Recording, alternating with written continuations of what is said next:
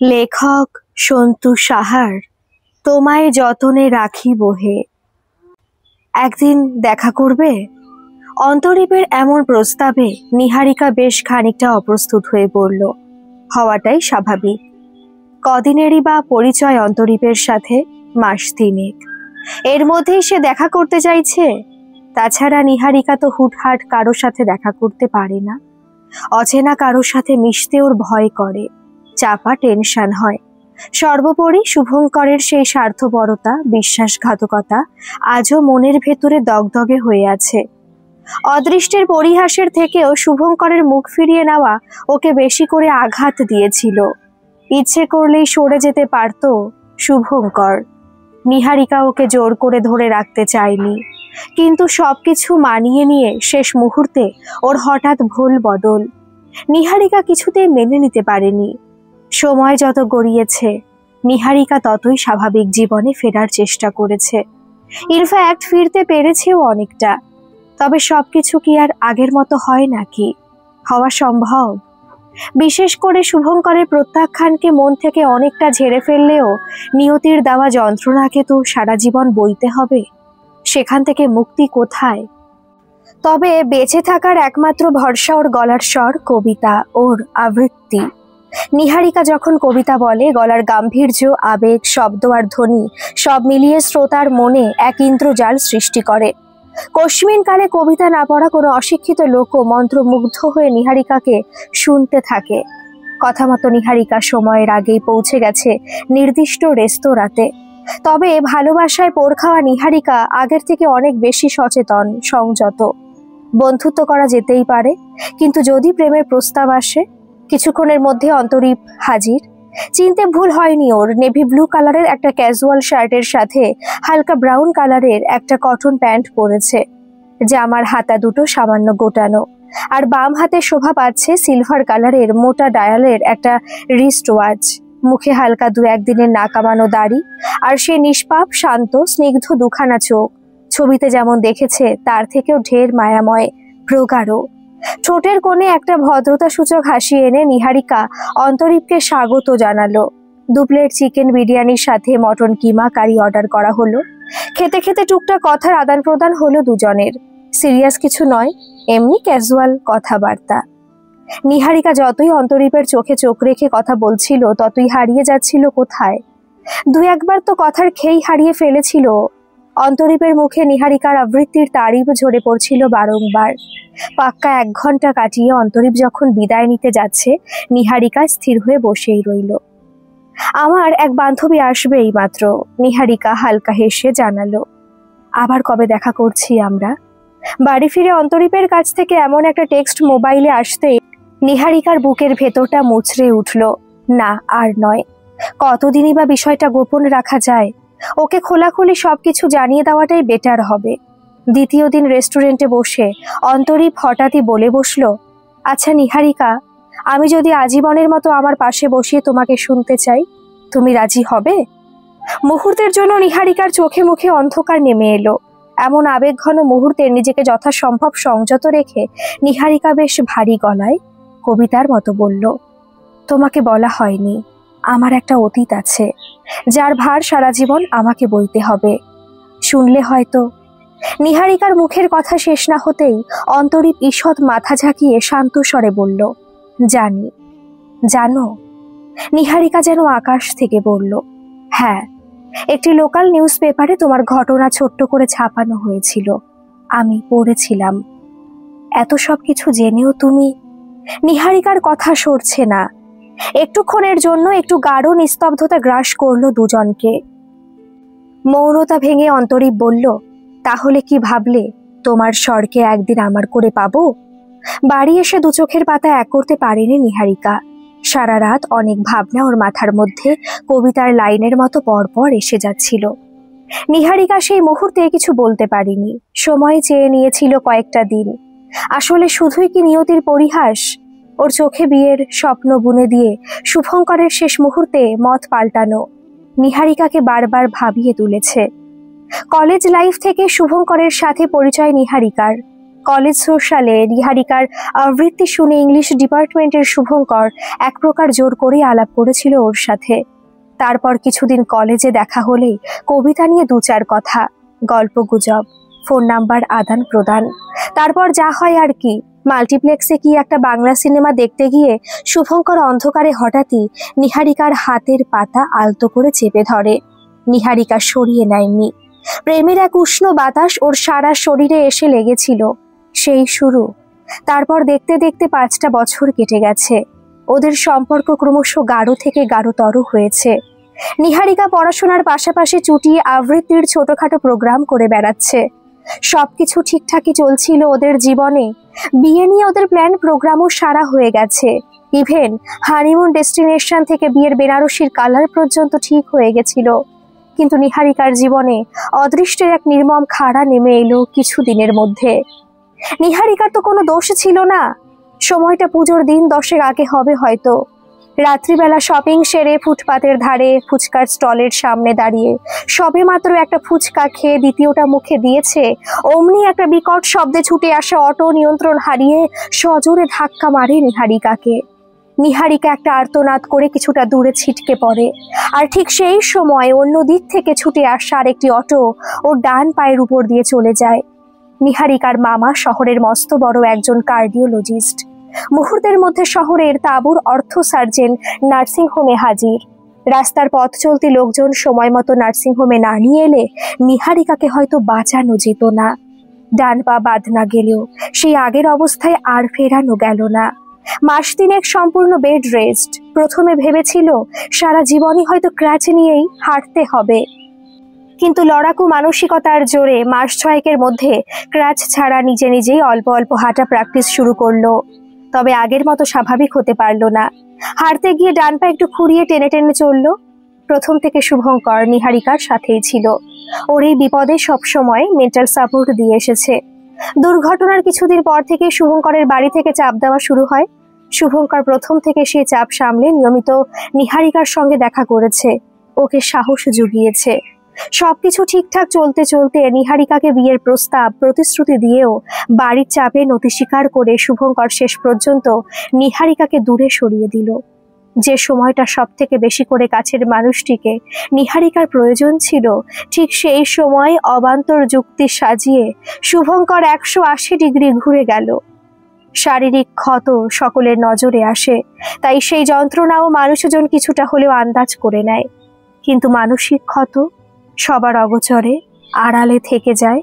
তাই তো সেই যন্ত্রণার ভারও কতটা দুর্বিষহ হতে পারে সে খবরও কেউ রাখে না। সেই সময় নিহারিকার বেঁচে থাকার একমাত্র অবলম্বন ছিল কবিতা।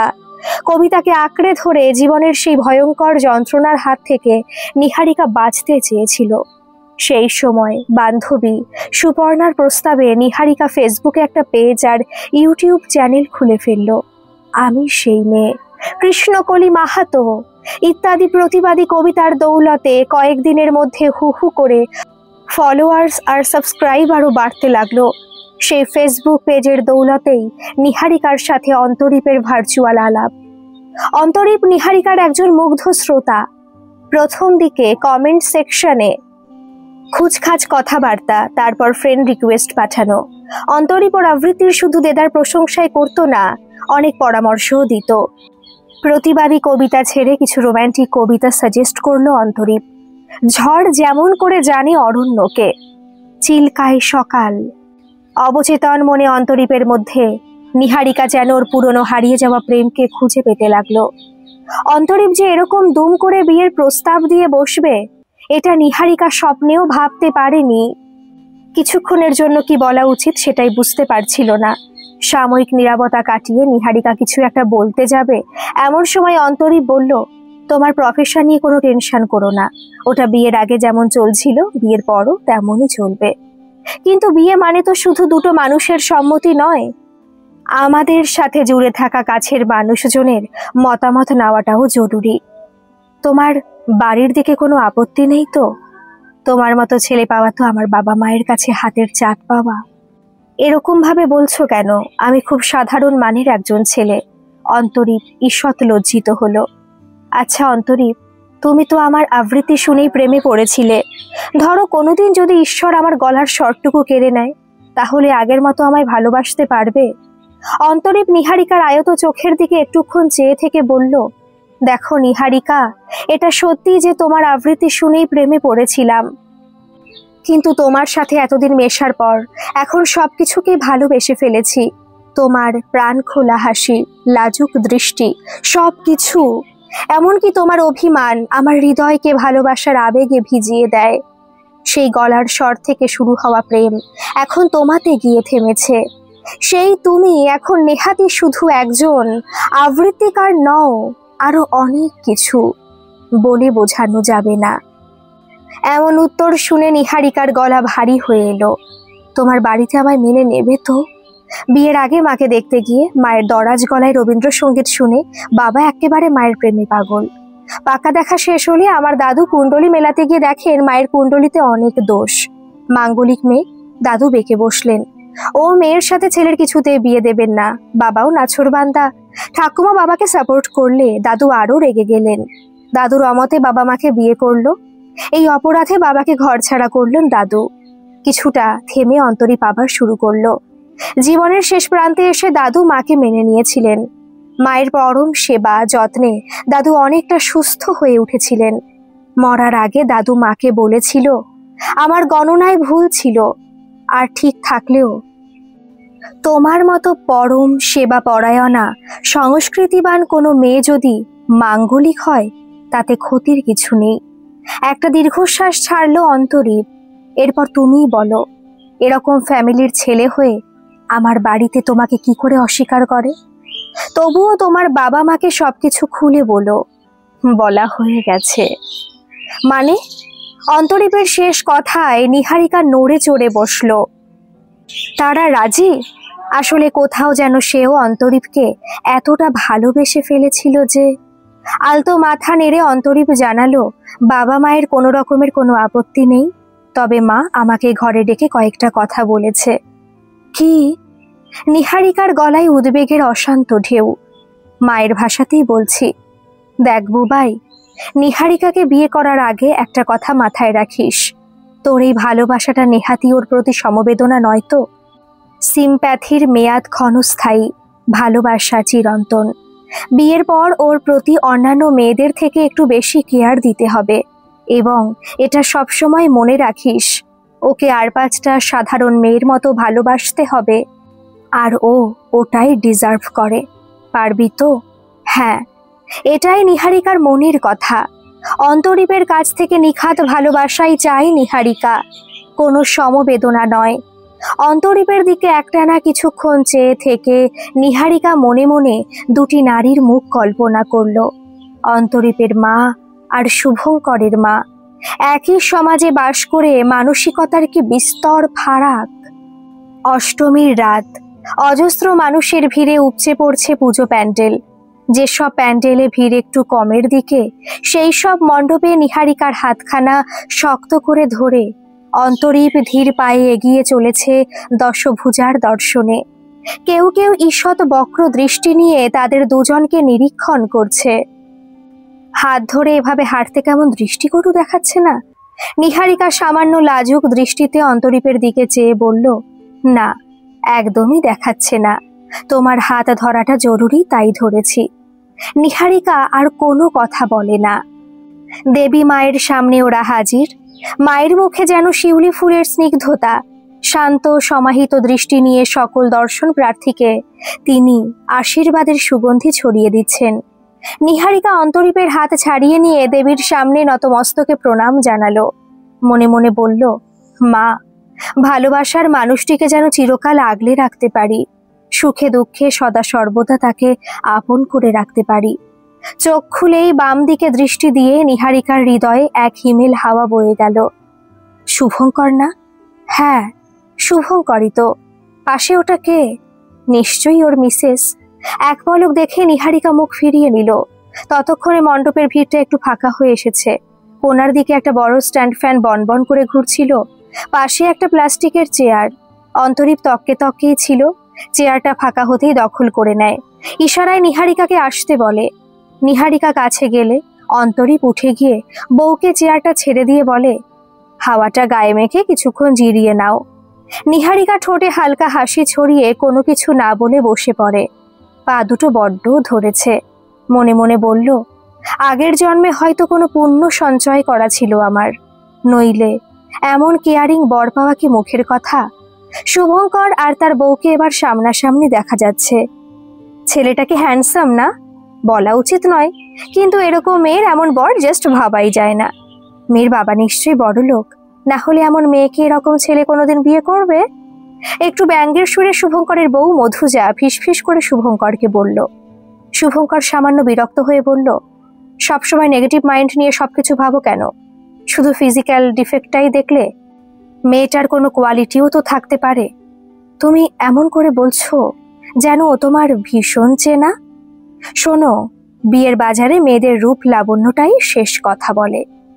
শুভঙ্কর কথাটার কোনো প্রতিবাদ করতে পারল না, শুধু মনে মনে বলল, নিহারিকা, তোমার সামনাসামনি যাওয়ার, চোখে চোখ রাখার ক্ষমতা আমি হারিয়েছি। জানি ক্ষমা চাওয়ার অধিকার আমার নেই, তবে তোমার জন্য মায়ের কাছে প্রার্থনা তো করতেই পারি, তাই না? শুভঙ্কর সজল চোখে দেবী প্রতিমার সামনে মাথা নিচু করে বিড়বিড় করে বলে, মা দুর্গা, নিহারিকা যেন চিরটাকাল ভালোবাসার মানুষটিকে নিয়ে সুখে থাকে। আসলে হার না মানা নিষ্পাপ নিঃস্বার্থ হৃদয়ের মানুষগুলোর কোনোদিন ভালোবাসার অভাব হয় না। জীবনের উপর দিয়ে বয়ে চলা কোনো ঝড়ই ওদের হৃদয়কে দুমড়ে মুচড়ে দিতে পারে না। ওরা আবার উঠে দাঁড়ায়, লড়াই করে, সমস্ত প্রতিকূল পরিস্থিতিকে হাসি মুখে জয় করে জীবনের মূল স্রোতে ফিরে আসে।